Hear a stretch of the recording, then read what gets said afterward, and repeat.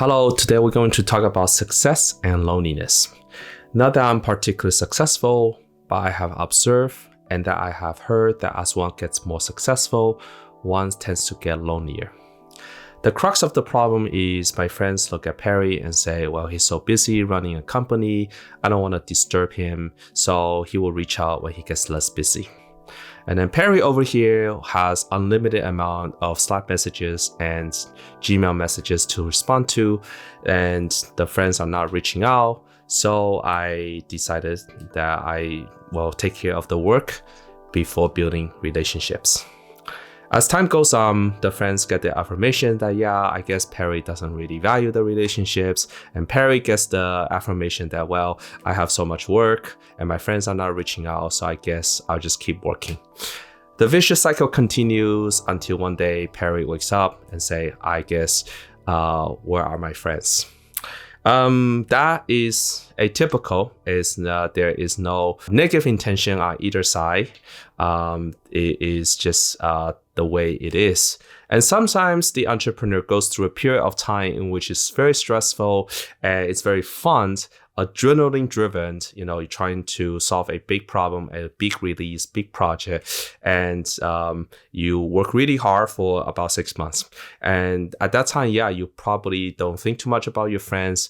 But then once the adrenaline kind of dies down and the company is back on track, you find yourself extremely lonely.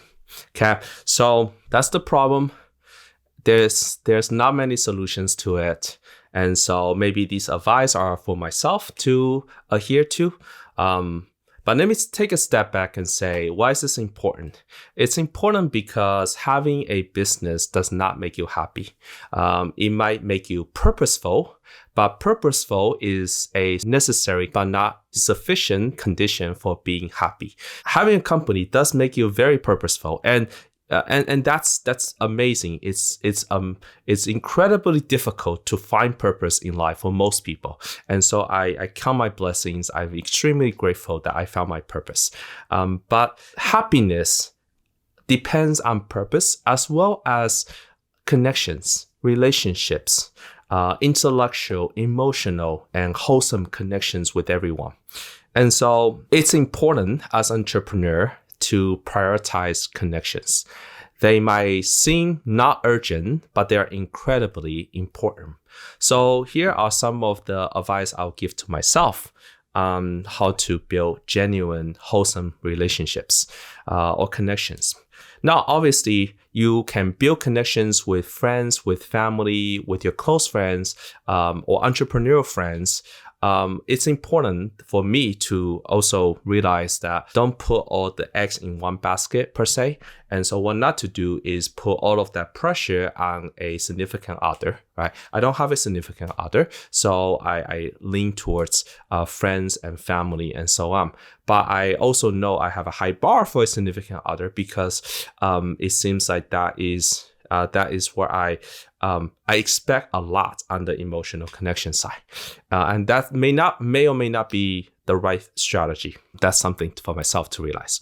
Anyway, so the first tip on building connections is it requires a level of activation energy to reach out to your friends, because you can always go back to the Slack and the emails, but it requires a discipline, much the same way that you apply logical thinking and discipline into creating good habits like good diet, good exercise, good sleep habits, that it requires a level of uncomfortability in order to plan things with your friends. You might think, I have not much to talk about. It's been many months since we drifted, and they may have prejudice or biases of what I'm doing, and I don't really find what they're doing particularly interesting. Doesn't matter. It requires a level of activation energy to reach out and get in touch. And so that requires work. And it's always going to be not that important compared to the endless tasks that you have. But realize in the long run, just like exercise and good sleep, it makes all the difference, because a happier individual makes better decisions. That's number one. Number two is, I realize this. Your company is your baby. You think every day about your baby, every minute about your baby. You're very proud of your baby, so you talk about it all the time. But when you hang out with friends, when I hang out with friends, it's important for me to realize that that's not their reality. This is my reality. And I'm there to observe and take in as opposed to keep talking about the company. And when you keep talking about a company, it's not that fun for everyone else. Not everyone has the context, nor do they want to know all the context, and so on and so forth. And so just subdue that enthusiasm a little bit when you hang out. You are not there to talk about the company. You are there to build relationships. And relationships are built differently. You care more about building connections. And the best way to build connections is that you have to be involved with other people's lives. Number 3 is actually the most important part. As an entrepreneur, you probably have a high EQ and IQ, and you tend to see the patterns and you know how to solve problems. Try not to optimize for solving problems. You might feel like this conversation is gonna go to a certain conclusion anyway, and you already see the conclusion. You wanna jump in, you wanna fix things. Don't do that.